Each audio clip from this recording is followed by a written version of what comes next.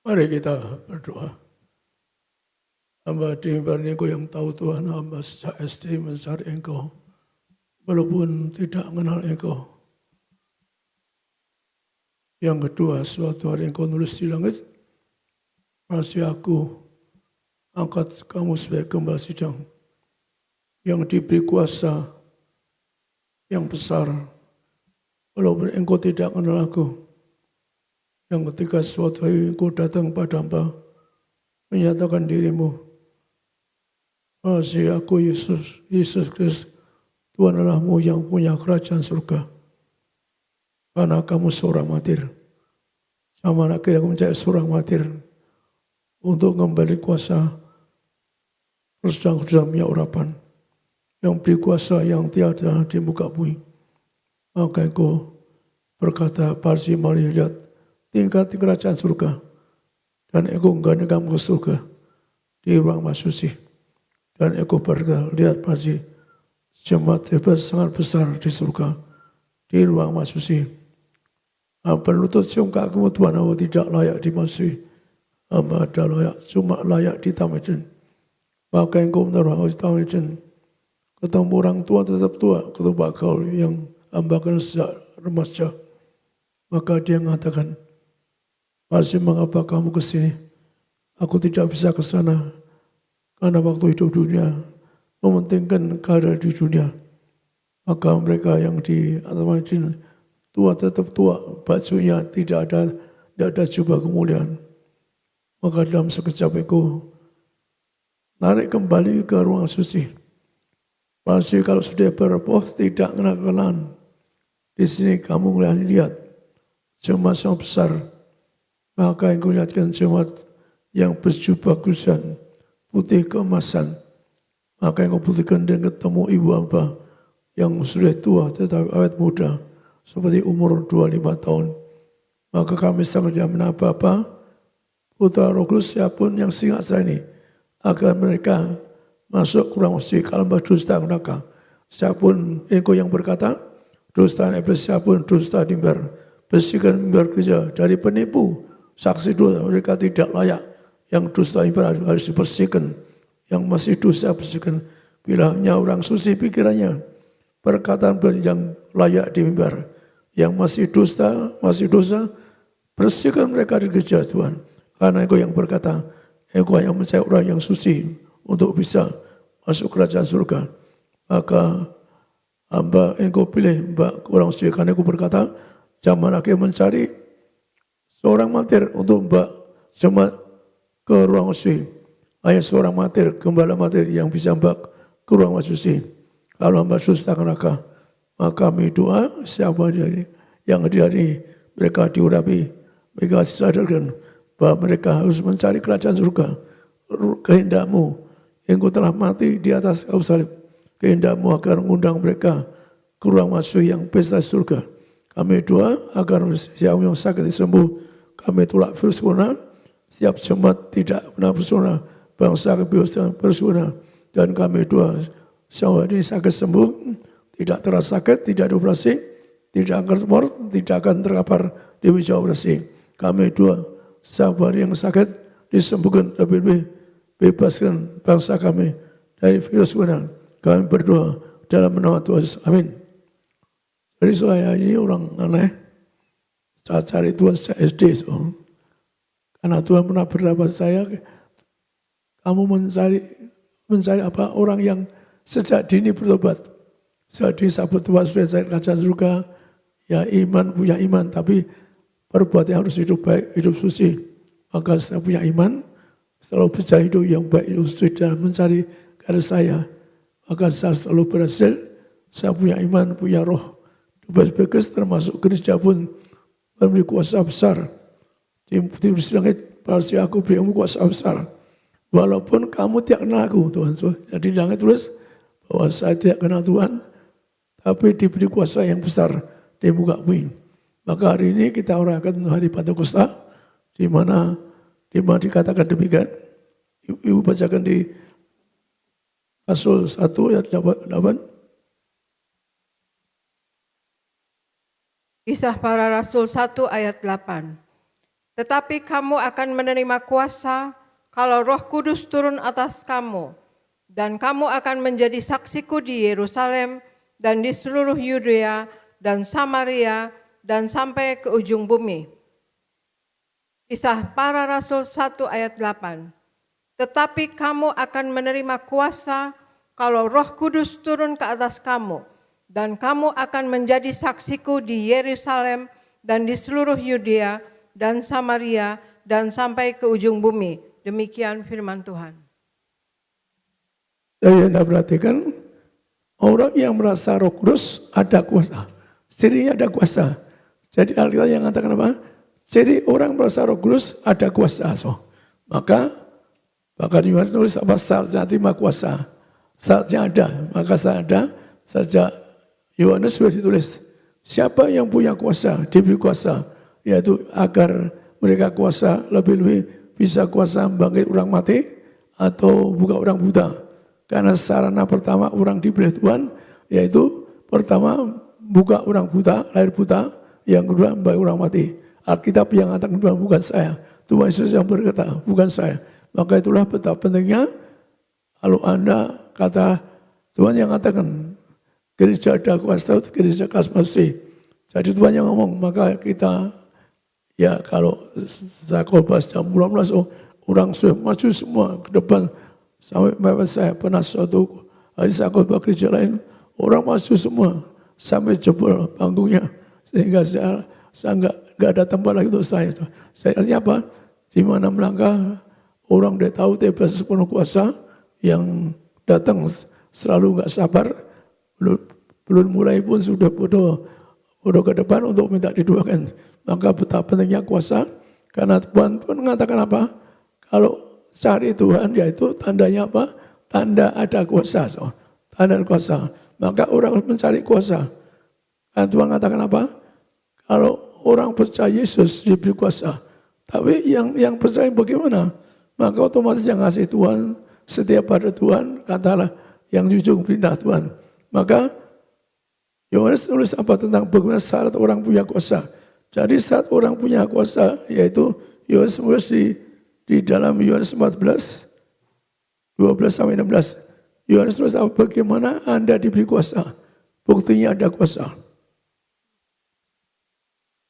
Yohanes 14 ayat 12-16. Aku berkata kepadamu, sesungguhnya barang siapa percaya kepadaku, ia akan melakukan juga pekerjaan-pekerjaan yang aku lakukan. Bahkan pekerjaan-pekerjaan yang lebih besar daripada itu. Sebab aku pergi kepada Bapa, dan apa juga yang kamu minta dalam namaku, aku akan melakukannya, supaya Bapa dipermuliakan di dalam Anak. Jika kamu meminta sesuatu kepadaku dalam namaku, aku akan melakukannya. Jikalau kamu mengasihi aku, kamu akan menuruti segala perintahku.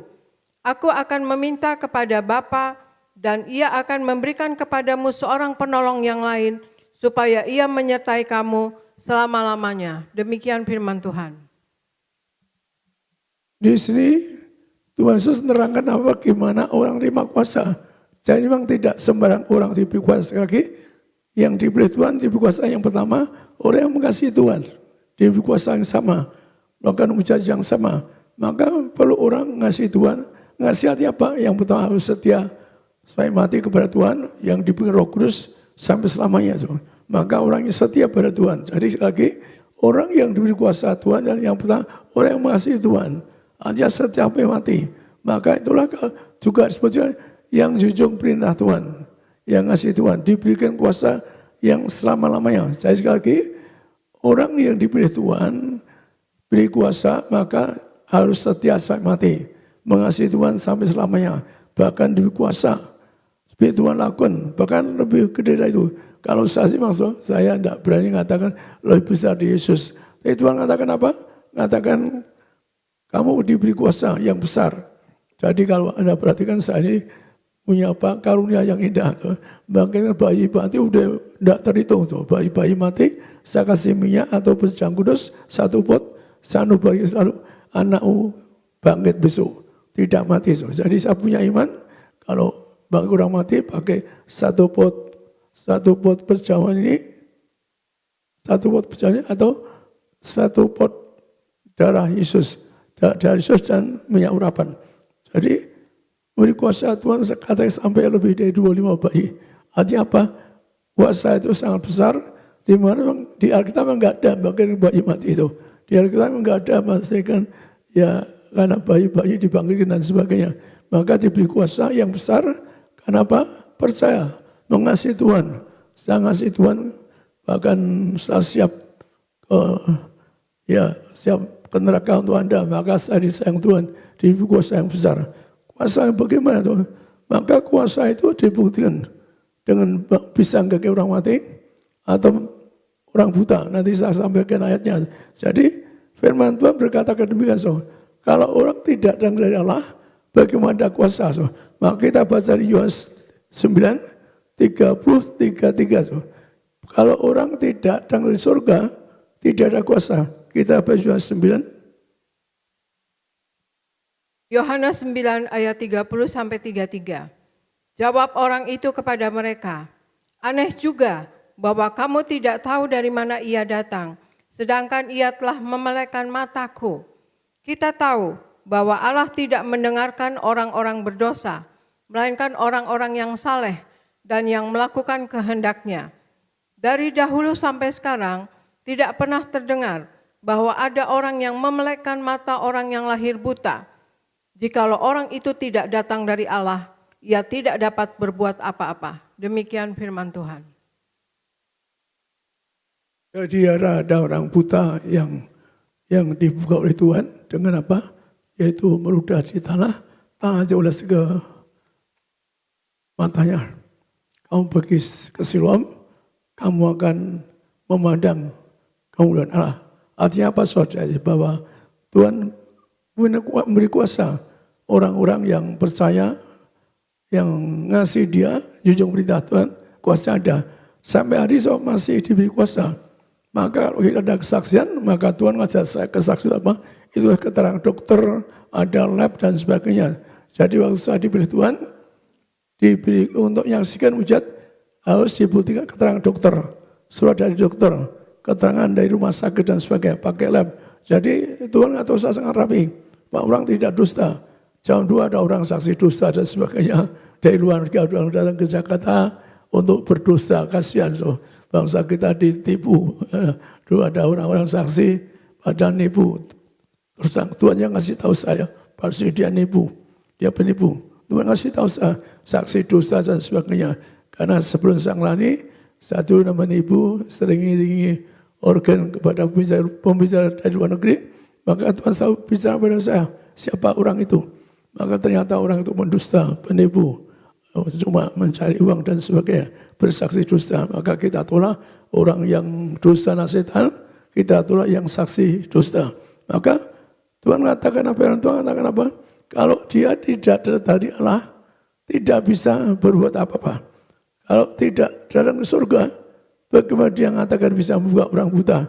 Kalau orang tidak datang dari Tuhan, perintah Tuhan, tidak bisa berbuat apa-apa. Jadi yang penuh kuasa itu orang datang dari Tuhan. Katakan ada roh kuasa, roh kudus dan sebagainya.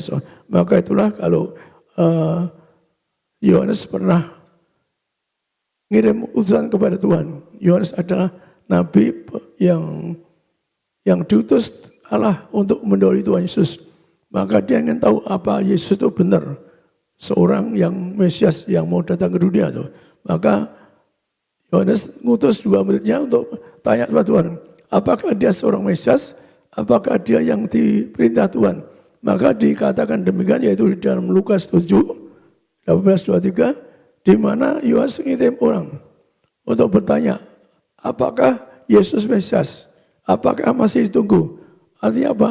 Yohanes mendahulu yaitu yang terangkan kedatangan Mesias. Maka kita baca di sini yang pertanyaan Yohanes kepada Tuhan Yesus. Lukas 7 ayat 18-23. Ketika Yohanes mendapat kabar tentang segala peristiwa itu dari murid-muridnya, ia memanggil 2 orang dari antaranya dan menyuruh mereka bertanya kepada Tuhan, "Engkaukah yang akan datang itu, atau haruskah kami menantikan seorang lain?" Ketika kedua orang itu sampai kepada Yesus, mereka berkata, Yohanes Pembaptis menyuruh kami bertanya kepadamu, engkaukah yang akan datang itu, atau haruskah kami menantikan seorang lain? Pada saat itu Yesus menyembuhkan banyak orang dari segala penyakit dan penderitaan dan dari roh-roh jahat, dan ia mengaruniakan penglihatan kepada banyak orang buta. Dan Yesus menjawab mereka, pergilah dan katakanlah kepada Yohanes apa yang kamu lihat dan kamu dengar. Orang buta melihat, orang lumpuh berjalan, orang kusta menjadi tahir, orang tuli mendengar, orang mati dibangkitkan, dan kepada orang miskin diberitakan kabar baik.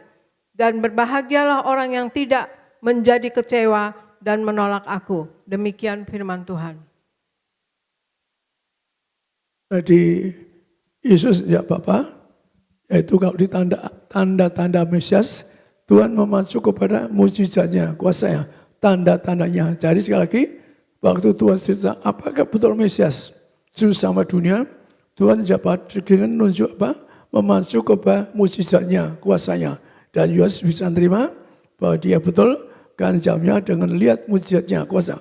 Artinya apa? Tuhan menunjukkan kuasanya, mujizatnya melalui pelayanan, gimana berjalan membuka orang sakit, bagaimana bagi orang mati, bagi orang buta dan sebagainya, orang lumpuh dan sebagainya. Artinya apa? Tuhan ingin mengajar kepada kita bahwa kalau ciri orang dipilih Tuhan, artinya supaya orang nggak nipu, harus ada kuasa, ada mujizat. Sekali lagi, arti ini punya penting. Supaya orang kalau merasa diutus Tuhan, harus ada mujizatnya, ada kuasa. Maka sejak mula-mula saya terus sedang Tuhan. Pasti aku beri kuasa. Walaupun kamu tidak kenal aku. Ada dari Yesaya. Pasal 45. Aku beri kuasa. Walaupun kamu tidak kenal aku. Kenapa? Saya dulu nyembah Allah yang punya surga, yang maha tinggi. Karena saya ingin surga, saya tidak surga. Tapi waktu saya melayani, saya diancam. Kalau saya tidak ikut Yesus, saya akan ditanggung neraka. Yang ngomong melalui malaikatnya, Tuhan kirim malaikatnya pada saya, lihat Tuhan Yesus di langit yang berkuasa di surga. Kalau saya tidak melayani, saya akan dilempar, tidak bisa masuk surga, dilempar ke lautan api. Jadi saya benar terpaksa Tuhan, yang kata terpaksa, karena sebenarnya saya tidak mau melayani itu. Saya merasa orang kecil dan sebagainya, maka cirinya apa? Jadi ditulis langit, pasti aku beri kamu kuasa. Bahkan suatu hari dia kata, walaupun kamu tidak kenal aku. Jadi kalau saya tidak kenal Yesus, belum kenal Yesus, maka itulah kalau Yesus suatu hari datang pada saya, menyatakan diri, aku Yesus Kristus, aku Tuhan Allahmu yang punya surga, ikutlah aku. Karena apa? Itu doa ibu saya, supaya Tuhan pakai saya, karena Tuhan datang kepada ibu saya, bahwa saya supaya dipakai Tuhan untuk melayani Tuhan, maka saya terpaksa melayani. Dulu saya tidak mau melayani, terpaksa melayani. Tapi karena saya tidak punya pikiran, tidak ngerti, kurang mengerti bahasa diberi Tuhan, baru ditulis langit, aku beri tangan kuasa, walaupun kamu tidak kenal aku. Jadi akhirnya saya percaya mujizat kuasa, karena di awal ditampilkan kuasa. Karena salah satu anak saya mau dioperasi, maka karena saya terpaksa Tuhan, kalau anak saya nggak dioperasi, saya melayani. Jadi anak saya dioperasi dokter, saya merasa terpanggil, saya bawa sakit dong ke kamar 2. Tuhan, hamba tidak bisa melayani, tapi kalau engkau beri tanda anak saya tidak dioperasi, saya melayani Tuhan. Jadi itulah saya melayani Tuhan, karena beri tanda anak saya dioperasi, saya doakan waktu Tuhan, kurang lebih sejam, akhirnya tidak dioperasi, akhirnya saya terpaksa melayani. Maka tugas seorang pendeta membuktikan firman Tuhan lebih dari kuasa. Sekali lagi, seorang pendeta tugasnya apa di dunia?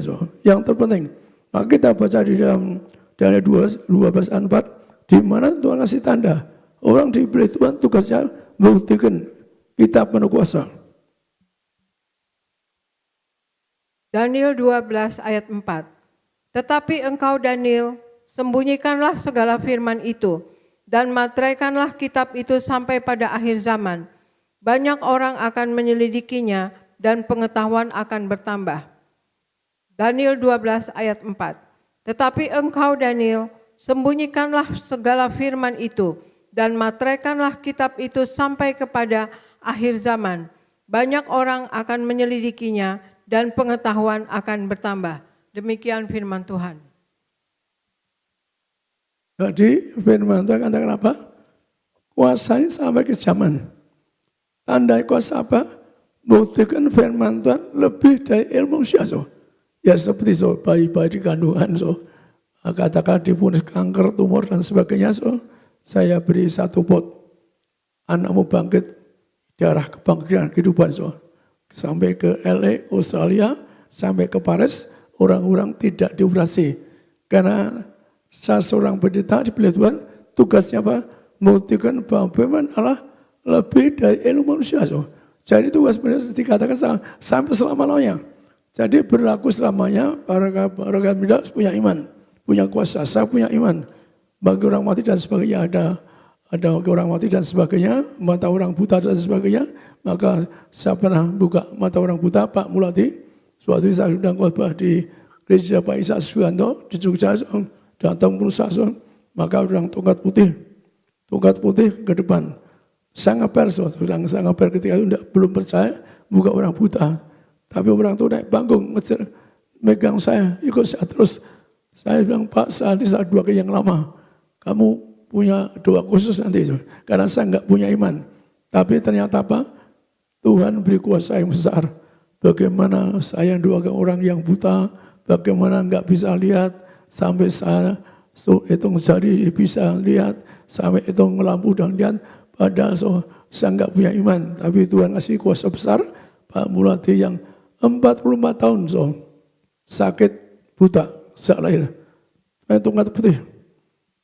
Saya buka matanya, ribuan orang tepuk tangan meriah. Ketika itu Pak Ustaz Suwanto yang saksikan ada. Kemudian saya kembali ke Jakarta. Banyak orang tongkat putih. Anti di depan mimbar. Mereka pernah lihat, tahu bahwa ada seorang temannya yang buta lahir, bisa saya buka matanya. Ketika itu menghebohkan. Bahkan saya dapat katakan cuma sekali. Tapi Sandy yang sering bersama saya dampingi 5 tahun lebih, maka dia mengatakan ada nama Andri juga buta sejak lahir juga dibuka. Jadi yang penting-penting saya selalu lupa. Misalkan kalau orang kusta, saya enggak pernah orang kusta enggak enak. Maka Sandy selalu ngitung orang ingin saksi lihat Sandy orang kusta. Sudah beberapa kali orang kusta yang saksi, tapi saya hindari karena apa? Takut nanti banyak orang kusta tentang karena saya selalu tolak, saya bilang kalau orang kusta sendiri aja khusus, tidak di gereja. Jadi Alkitab mengatakan apa? Tugas seorang hamba Tuhan pendeta, Anda perhatikan, diberi kuasa membuktikan lebih ilmu manusia. Anda sadarkan, dia ini mengatakan kuasa itu berlaku sampai selamanya. Selamanya ada Injil di dunia, ada Alkitab di dunia, yaitu berlaku bahwa kuasa itu selamanya, bukan sementara. Kalau saya percaya kalau saya ada kuasa, kalau saya dosa, zina, cabul, curi dan sebagainya, tidak ada kuasa, dicabut. Saya percaya kalau orang ada jatuh dijaga mujizatnya, tapi kalau sampai dicabut orang itu pasti dosa, pasti curi, nipu, dusta, saksi dusta atau katalah berzina dan sebagainya, enggak ada kuasa. Orang dosa enggak boleh saksi dusta. Kenapa? Karena itu dari setan. Kuasa dari setan. Maka Tuhan tidak mau sangat marah sama orang dusta. Kenapa? Karena banyak orang dosa, saksi dusta. Tidak keterangan dokter. Saya pernah dengar sih, ada pekerja di TBS juga, ngaku-ngaku. Dengan perjaman nembung orang banyak, ya kita bisa, teman yang baik bisa. Tapi dia dusta, ngatur sama temannya, bilang kalau yang bukan orang kanker dan sebagainya. Jadi tugas kita, para pendeta, sesuai firman Tuhan ini, berlaku selamanya, ada Roh Allah Kudus untuk membuktikan apa? Firman Tuhan lebih dari ilmu manusia. Anda renungkan, berlaku selamanya, buktikan firman Tuhan lebih sekali besar. Biar kita enggak ada bayi mati, tapi saya ada kuasa ekstra dari Tuhan. Karena saya sayang mau bayi-bayi yang yang lahir haram, yang enggak terpelihara, saya nangis untuk mereka, ingin didikan panti asuhan mereka. Di hari tua saya ingin nolong bayi-bayi enggak punya bapak, bayi-bayi yang lahir anak haram dan sebagainya. Saya terpanggil untuk nolong mereka. Saya pernah didikan panti asuhan dan sebagainya. Jadi Anda perhatikan bahwa pentingnya Tuhan mengatakan apa? Bahwa Alkitab menjelaskan orang tanda dipilih Tuhan itu apa? Pertama, buka orang buta. Kamu akan melihat kemuliaan Allah. Yang kedua, orang baik orang mati. Maka yang orang buta, kita beri contoh di sini di Yohanes 9 ayat 1-11, yang orang buta dibuka oleh Tuhan Yesus. Inilah orang buta dibuka Yesus. Yohanes 9 ayat 1-11. Waktu Yesus sedang lewat, ia melihat seorang yang buta sejak lahirnya. Murid-muridnya bertanya kepadanya, "Rabi, siapakah yang berbuat dosa? Orang ini sendiri atau orang tuanya sehingga ia dilahirkan buta?" Jawab Yesus, "Bukan dia dan bukan juga orang tuanya, tetapi karena pekerjaan-pekerjaan Allah harus dinyatakan di dalam dia. Kita harus mengerjakan pekerjaan dia yang mengutus aku selama masih siang dan akan datang malam, di mana tidak ada seorang pun yang dapat bekerja. Selama aku di dalam dunia, akulah terang dunia." Setelah ia mengatakan semuanya itu, ia meludah ke tanah dan mengaduk ludahnya itu dengan tanah, lalu mengoleskannya pada mata orang yang buta tadi dan berkata kepadanya, "Pergilah, basuhlah dirimu dalam kolam Siloam." Siloam artinya yang diutus. Maka pergilah orang itu, ia membasuh dirinya, lalu kembali dengan matanya sudah melek. Tetapi tetangga-tetangganya dan mereka yang dahulu mengenalnya sebagai pengemis berkata, "Bukankah dia ini yang selalu mengemis?" Ada yang berkata, "Benar, dialah ini." Ada pula yang berkata, "Bukan, tetapi ia serupa dengan dia." Orang itu sendiri berkata, "Benar, akulah itu." Kata mereka kepadanya, "Bagaimana matamu menjadi melek?" Jawabnya, "Orang yang disebut Yesus itu mengaduk tanah, mengoleskannya pada mataku, dan berkata kepadaku, 'Pergilah ke Siloam dan basuhlah dirimu.' Lalu aku pergi, dan setelah aku membasuh diriku, aku dapat melihat." Demikian firman Tuhan. Jadi Alkitab memberi contoh, yaitu orang buta melihat itu akan melihat kemuliaan Allah. Jadi betapa pentingnya orang dipilih Tuhan. Alkitab memberi contoh apa? Pernah buka orang buta, bagi orang mati. Dua hal itu yang Tuhan sebut, bagi orang mati serta buka orang buta. Maka kita sudah buktikan, saya buka orang mati orang buta sebenarnya berkali-kali. Maka itulah ciri orang pilih Tuhan harus bisa membuktikan bahwa firman Tuhan lebih dari ilmu manusia.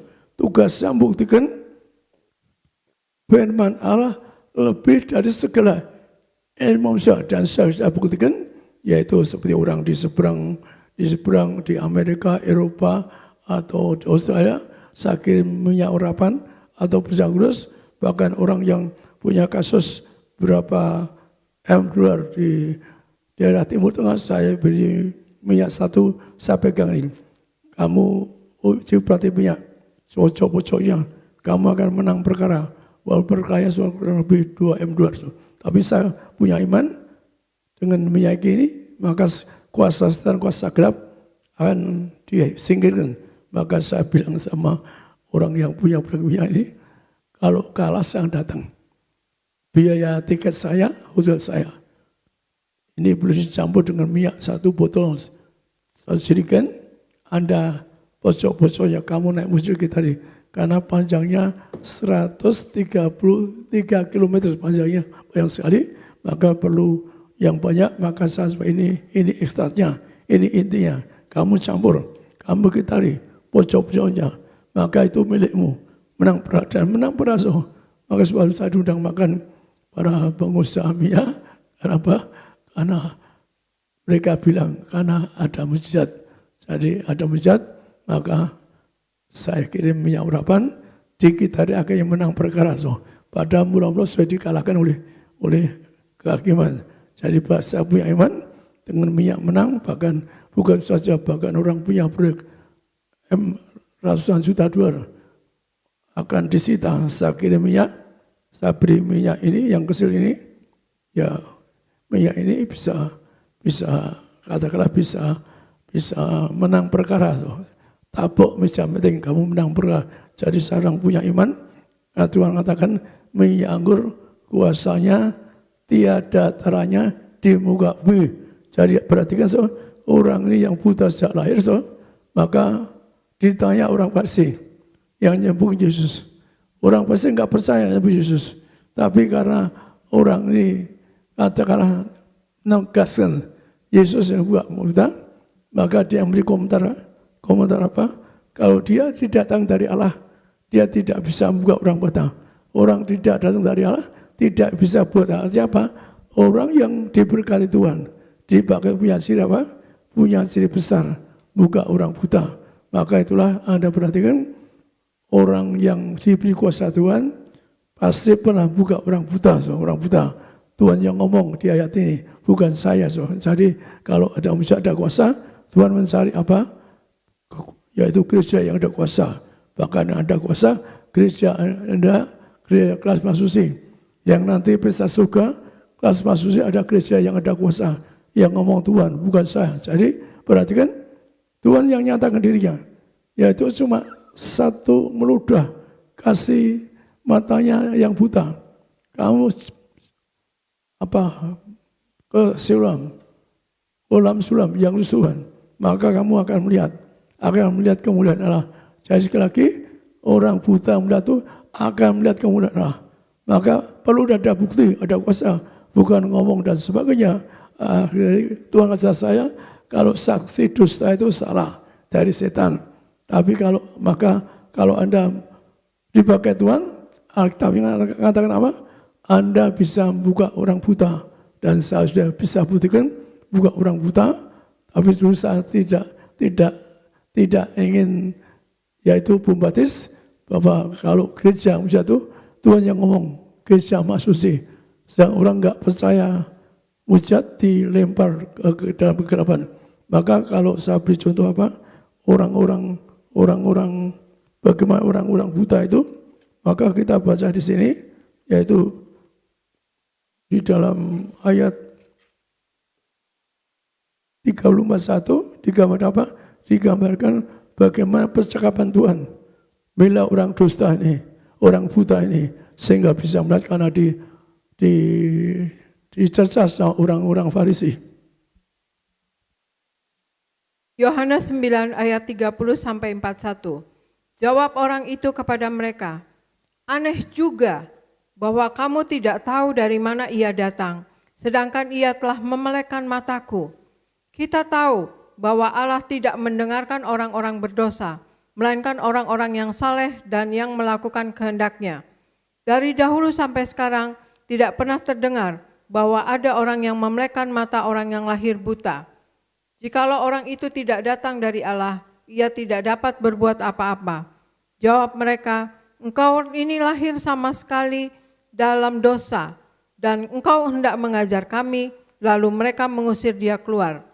Yesus mendengar bahwa ia telah diusir keluar oleh mereka, kemudian ia bertemu dengan dia dan berkata, percayakah engkau kepada Anak Manusia? Jawabnya, siapakah dia Tuhan, supaya aku percaya kepadanya? Kata Yesus kepadanya, engkau bukan saja melihat dia, tetapi dia yang sedang berkata-kata dengan engkau, dialah itu. Katanya, aku percaya Tuhan, lalu ia sujud menyembahnya. Kata Yesus, aku datang ke dalam dunia ini untuk menghakimi, supaya barang siapa yang tidak melihat, dapat melihat, dan supaya barang siapa yang dapat melihat, menjadi buta. Kata-kata itu didengar oleh beberapa orang Farisi yang berada di situ, dan mereka berkata kepadanya, apakah itu berarti bahwa kami juga buta? Jawab Yesus kepada mereka, sekiranya kamu buta, kamu tidak berdosa, tetapi karena kamu berkata kami melihat, maka tetaplah dosamu. Demikian firman Tuhan.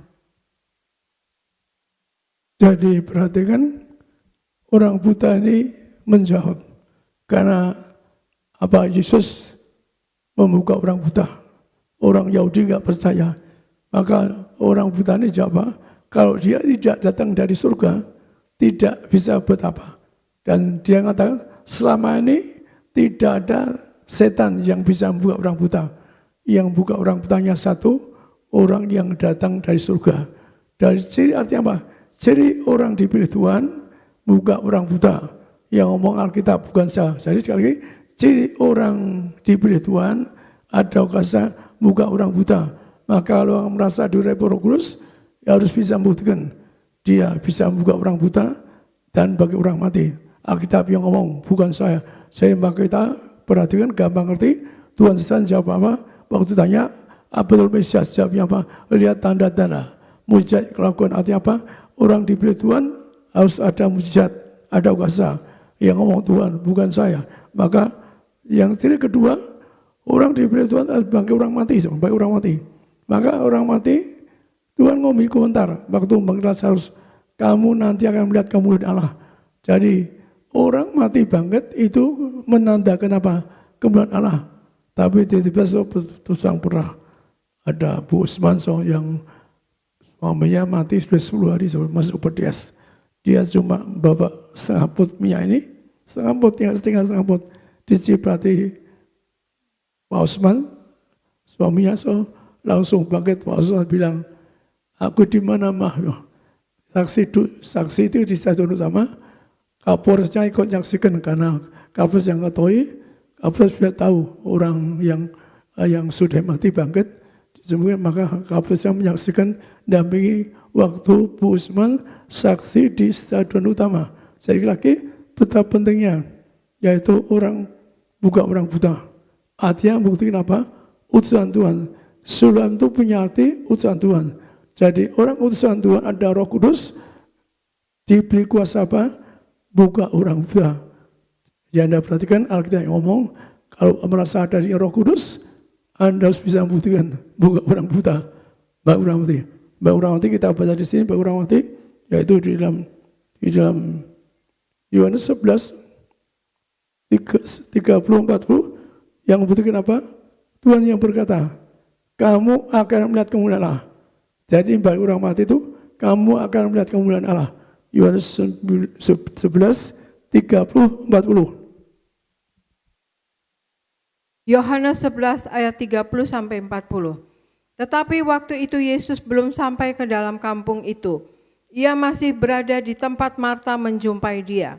Ketika orang-orang Yahudi yang bersama-sama dengan Maria di rumah itu untuk menghiburnya, melihat bahwa Maria segera bangkit dan pergi keluar, mereka mengikutinya karena mereka menyangka bahwa ia pergi ke kubur untuk meratap di situ.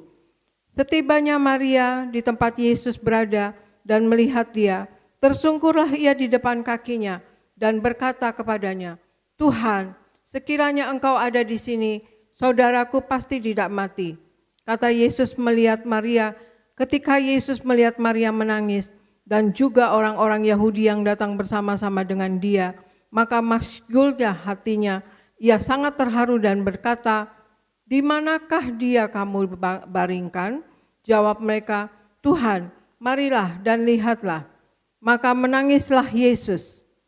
Kata orang-orang Yahudi, lihatlah betapa kasihnya kepadanya. Tetapi beberapa orang di antaranya berkata, ia yang memelekkan mata orang buta, tidak sanggupkah ia bertindak sehingga orang ini tidak mati? Maka masyghullah hati Yesus, lalu ia pergi ke kubur itu. Kubur itu adalah sebuah gua yang ditutup dengan batu. Kata Yesus, angkat batu itu.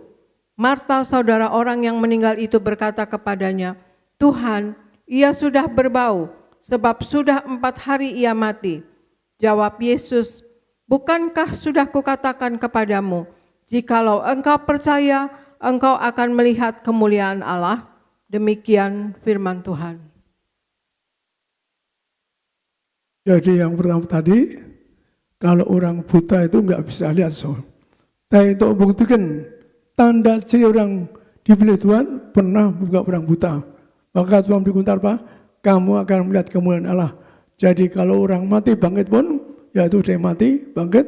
Tuhan yang berkasih lagi, kamu akan melihat ada tanda apa? Tanda mujizat dipakai Tuhan, bangkit orang mati. Akan melihat. Jadi sekali lagi, di Tiberias itu memang aneh, yaitu saya ini ditulis di langit, waktu saya belum baca Alkitab, pasti aku beri kamu kuasa yang besar. Walaupun kamu tidak kenal aku, jadi walaupun saya tidak kenal Yesus, Tuhan saya, aku beri kamu kuasa yang besar. Walaupun kamu tidak kenal aku, jadi ternyata apa? Karena saya percaya sejak SD, cari Allah yang surga, doa saya cari Allah yang surga, bersama ibu saya cari Allah yang surga. Sang ibu saya mencoba Tuhan, aku Yesus Kristus, Tuhan Allahmu yang punya surga. Tuhan datang pada saya yang sama, aku Yesus Kristus, Tuhan Allahmu surga. Jadi artinya apa? Artinya apa? Orang dipilih Tuhan, ada kuasa besar di muka bumi. Saya pun ada kuasa bagi mati. Kalau bayi mati itu di Alkitab memang tidak ada. Tapi saya sudah membuktikan lebih dari dua bayi. Baik dengan satu pot ini, orang menangis bayi mati, saya bisa tuat. Aku serahkan kandungan di dalam nama Bapa, Putra Roh Kudus, baptis kandungan nilai saya selamat besok dan selamat. Saya bilang suatu dengan satu pot idara kebangkitan, idara kehidupan. Maka saya bilang sama Bu Lista, anakmu besok lahir selamat. Dan betul dalam waktu sehari so, yang tinggal 9 on, akhirnya menjadi 2,5 kilo. Dan lahir selamat sudah saksi juga di stadion utama. Artinya apa? Artinya bahwa betapa pentingnya mencari kuasa, maka karena punya tugas apa? Firman Tuhan lebih dari ilmu sampai selamanya. Maka saya punya tugas buktikan, rekan hamba Tuhan harus punya iman. Tugas pendeta itu apa? Buktikan bahwa firman Tuhan lebih dari ilmu manusia. Di Tiberias ada kuasa, tugasnya saya kuasa, karena saya yang menyerahkan miliknya nyawa saya. Jadi kalau Anda menyerahkan milikmu nyawamu, maka Anda ada kuasa besar. Maka rekan bukan saja sebagai gembala, tapi rekan pendeta, yaitu kalau punya iman ada kuasa ibadah besok. Betapa indahnya dia juga bisa orang yang ginjalnya tinggal sepertiga, kata Pak David dikasih perjamuan langsung sembuh. Di voice dokter di Singapura akan selamanya cuci darah. Tapi akhirnya dengan satu pot ini bisa dibangkitkan. Bahkan waktu ada Pak Kristianto di Penang, dia juga mau dioperasi jantungnya, telepon Pak David, yaitu akan didoakan, yaitu juga dengan pegang perjanjian kudus didoakan, maka akhirnya juga tidak dioperasi. Karena Pak Kristianto kan saya kata ingin ketemu saya, kenapa ingin dia beri persembahan, mau operasi di Penang nggak jadi. Jadi betapa kuasanya zaman ini, zaman lagi Tuhan yang kuasanya, mujizat yang besar. Maka Tuhan cari gembala yang punya roh martir, bahwa Anda saya tidak dusta, saya dustakan akal. Zaman lagi Tuhan bisa saya, pasti aku cari seorang martir, bahwa orang kemasusi.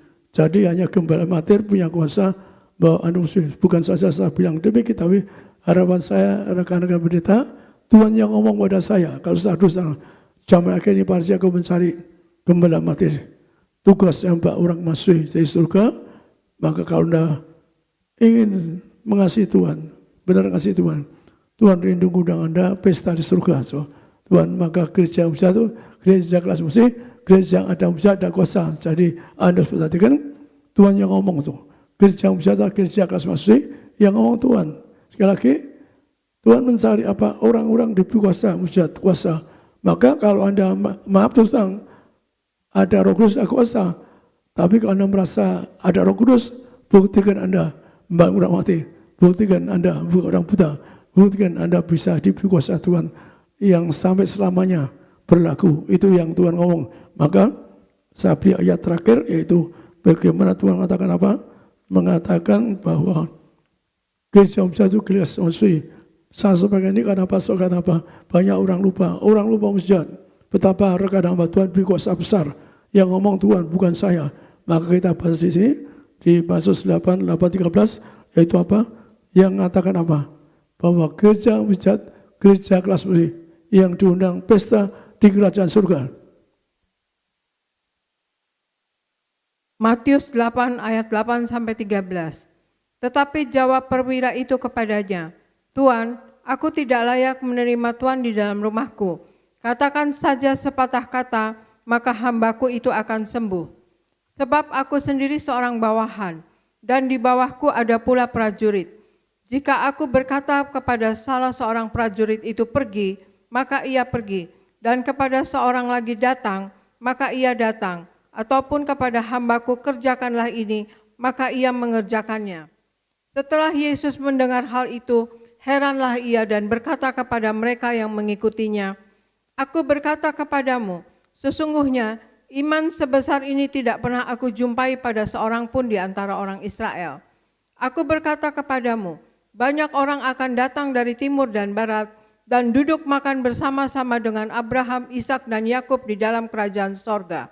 Sedangkan anak-anak kerajaan itu akan dicampakkan ke dalam kegelapan yang paling gelap. Di sanalah akan terdapat teratap dan ketak gigi. Lalu Yesus berkata kepada perwira itu, pulanglah dan jadilah kepadamu seperti yang engkau percaya. Maka pada saat itu juga sembuhlah hambanya. Demikian firman Tuhan. Perhatikan soal ayat ini. Tuhan menerangkan pada kita bahwa gereja mujizat, gereja kelas masuci, di mana zamannya akan makan minum bersama yang surga. Jadi dulu saya tidak berani mengatakan ya, tapi karena memang saya bertalu-talu baca ayat ini berkali-kali, pernah saya sampaikan berkali. Jadi Anda perlu cari gereja mujizat. Jadi kalau kami gereja orang bertalu-talu sebelum mulai sudah orang ke depan, sudah ada antri mereka yang cari mujizat. Jadi kenapa mujizat penting? Karena Tuhan beri contoh, orang cari mujizat. Orang ini saya baca sejarahnya, dia puluhan kilometer mencari Tuhan Yesus untuk nolong hambanya. Jadi demi kepentingan hamba yang mau mati, dia cari Yesus. Artinya apa? Dia rindu mujizat dari Tuhan Yesus. Maka akhirnya Tuhan beri komentar apa? Yang orang lain percaya mujizat Tuhan, kamu nanti akan makan bersama Abraham, Eka yang surga. Jadi apa? Anda perlu cari mujizat karena Tuhan yang ngomong gereja mujizat, gereja kelas musik, maka Anda perlu cari gereja mujizat. Kalau enggak juga itu aneh, aneh. Kenapa? Tuhan beri kuasa yang sama. Yang ada Roh Kudus berlaku selamanya, diberi kuasa. Tuhan yang ngomong. Maka kalau Anda perhatikan di hati ini, yang tidak bisa mujizat akan lempar kegelapan. Saya nangis ayat ini, di mana yang tidak bisa mujizat dilempar kegelapan, di mana terdapat tangis dan gertak gigi. Betapa mengerikan. Maka Yesus beri tanda mujizatan, maka teman juga anggap cari mujizat. Cari Yesus, indektif mujizat Allah. Sekali lagi, cari kerajaan surga. Cari Yesus indektif dengan apa? Dengan kerajaan surga. Ayat ini gambar apa? Kalau Anda bisa mujizat, Anda akan cari gereja mujizat. Saya kelas musik, saya sebagai gembala martir, diberi Tuhan kuasa besar di muka bumi. Sebelum saya tahu Alkitab, aku beri kuasa besar. Sebelum kamu tidak kenal aku, saya dulu tidak kenal Yesus, cuma saya bisa satu Allah yang maha kuasa, Allah yang punya surga. Saya sembah Tuhan yang punya surga, hamba yang punya surga, tidak mengurangkan, dan Tuhan tanggapi. Jadi kalau Anda punya iman, Anda setiap kata kalian itu ditanggapi, diperhatikan Tuhan. Maka tapi kalau Anda punya iman, buktikan Anda jangan salah, jangan curi, jangan nipu, jangan dusta. Hati-hati, dusta anak setan. Jadi banyak orang dusta, hati-hati. Maka kalau saya sering katakan, kita tolak pendusta, saksi dusta. Karena zaman itu banyak orang dusta, zaman saya belum Kristen, saya dengan suatu Tuhan, pasti dia orang dusta. Saya cuma ngantar ibu istri saya, main piano ngiringi orang luar negeri, saksi mujizat, tapi Tuhan mengatakan apa? Dia nipu. Jadi ada penipu, jangan dulu banyak orang penipu. Maka Tuhan beri saya diberi kuasa.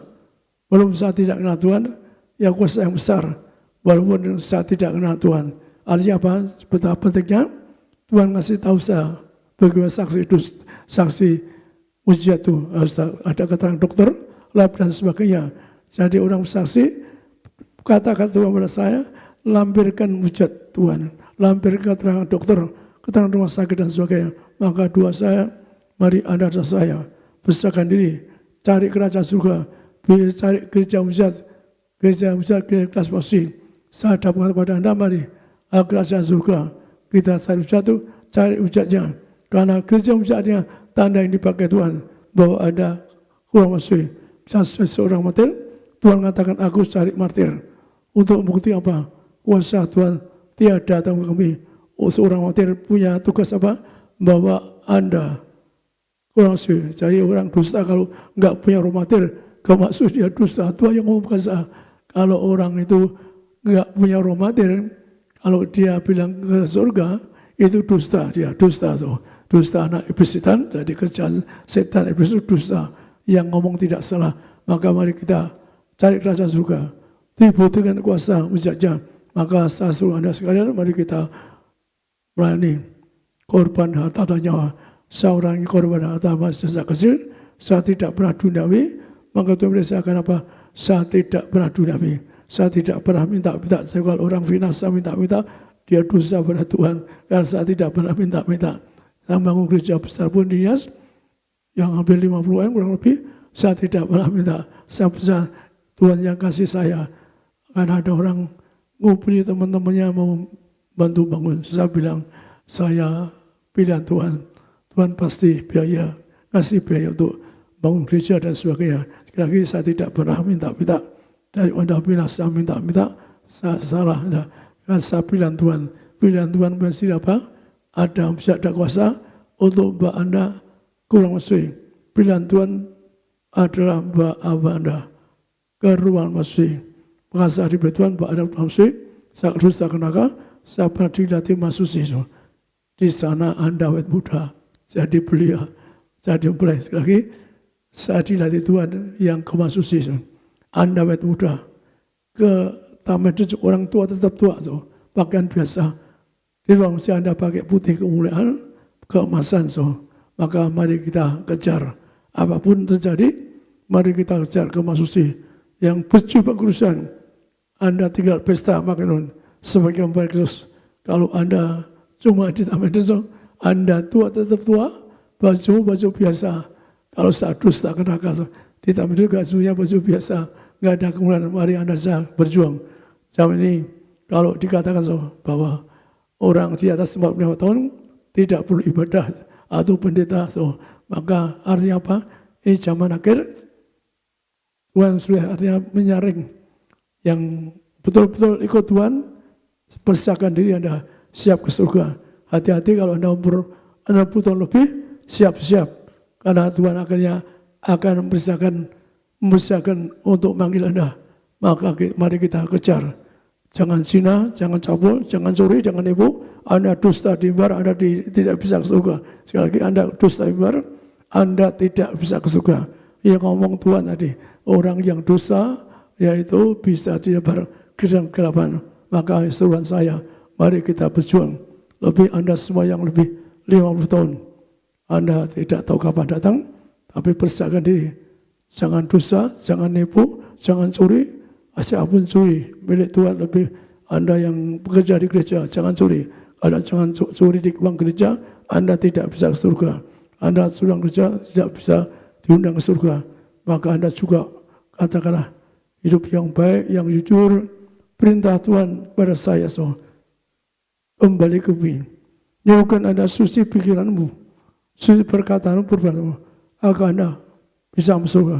Zaman akhir Tuhan katakanlah, bisa yang suam-suam jatuh dosa, bisa lebar di dalam kegelapan. Maka seruan saya sebagai gembala martir, mari Anda dan saya berjuang. Kelas masih, Anda cari gereja masih, gereja gembala yang mau ke neraka untuk jemaat. Anda cari gembala yang mau ke neraka untuk Anda. Seorang gembala yang mau ke neraka untuk Anda. Tuhan tahu. Maka sebelum Tuhan diberi hadiah apa? Seorang martir, hadiahnya Mbak Anda uang suci sebagai gembala martir. Yang kedua, hadiah yang saya diajari untuk ngubur yang benar. Berkali lagi Tuhan ajar saya ngubur kubur itu sebagai pengharapan Anda bangkit dari kiamat, jadi mempelai. Demikian juga bagi Anda akan bangkit dari kiamat. Anda menerima tubuh dari Yesus. Hanya seorang martir punya kuasa menyatakan gembala martir. Tuhan mencari gembala martir untuk kembali kuasa persetujuan demi roh. Mari Anda bisa berjuang masuk surga kelas masih. Anda kalau cuma tamidan, ya ke surga. Seluruh maunya juga tamidan. Tapi Tuhan, target Tuhan buat Anda undang pesta di surga. Di Masusi ada pesta surga. Maka Anda awet muda di Masusi. Maka Anda selamanya jadi mempelai dan punya rumah. Di Tandus enggak ada rumah, hanya di Masusi Anda punya rumah. Bagaimana Tuhan katakan hanya dengan rumah di surga, yaitu hanya kelas Masusi. Kalau Anda enggak punya rumah, cuma di taman, bajumu biasa, enggak ada jubah di surga. Kalau Anda ke Masusi berjuang, maka bajumu tubuh kemuliaan, mulia tubuhmu, mulia Anda berjubah kudusan. Mari berjuang bersama saya. Ini saat yang penting, siap surga. Karena banyak orang wafat, umur 60 lebih, 50 lebih, maka saatnya kita berjuang. Karena di media disebutkan apa? Orang umur 5 tahun tidak perlu ibadah. So. Artinya apa? Artinya siap-siap untuk dipanggil Tuhan. Maka Anda siapa yang mayoritas Anda yang 50 tahun lebih berjuang. Agar Anda cari mujizat, cari perjuangan yang benar. Ada mie anggur, Anda tidak rusakkan. Dalam anggur Anda akan kelas Masusi, pesta surga. Sepanjang masa ingat Tuhan katakan, aku beriman itu ngetok, barang siapa, yaitu yang junjung perintah Tuhan, ikut Tuhan, maka dia akan diundang ke Masusi. Maka mari Anda dan saya, ingat Anda juga di umur, jangan dosa, jangan salah. Direnungkan di rumah, jangan dosa. Kalau ada salah, dosa, Anda saya ingin beritahu Anda, sangat dosa. Orang yang tidak diangkat akan masuk bumi. Yang geret setan ke neraka. Orang yang zina cabul, zina cabul bisa bumi. Orang zina cabul juga demikian apa? Yaitu tidak diangkat, angkat jauh enggak diangkat. Kalau mati lebih dulu, yaitu dia akan diinjek-injek setan bak ke neraka. Kalau saya dusta ke neraka, Tuhan perintahkan, saya sampaikan, kalau Anda kata umur sudah 50 tahun lebih cari kerajaan surga. Kalau Anda masih dosa, salah, masih zina cabul, Tuhan yang ngomong Anda masuk. Kalau tiba-tiba buat, Anda masuk bumi. Tapi Anda, kalau zaman akhir, Anda juga enggak akan diangkat. Anda yang nyambut setan. Maka mari kita berjuang, disambut malaikat, dosa Anda sekalian jadi pada surga. Bertobat, jangan dosa, jangan salah. Hidup yang jujur, barakan pekerjaan gereja, jangan curang gereja. Kalau Anda curang gereja, Anda tidak bisa ke surga. Sekali lagi, hidup jujur. Kalau Anda bekerja gereja, Anda akan ditinggal. Anda tidak selamat. Maka saya serukan semua hidup yang kudus, tidak dusta, tidak nipu, tidak zina cabul. Suan saya ingin Anda semua bagi dari kawan untuk masuk kerajaan surga. Demikian pesan saya, mari berjuang saya. Agar Anda dan saya cari warga surga, songsa, dua saya, Anda dan saya sama-sama tetangga di surga sepanjang masa. Amin. Saya kembalikan pada MC. Warga surga, songsa, dua saya, Anda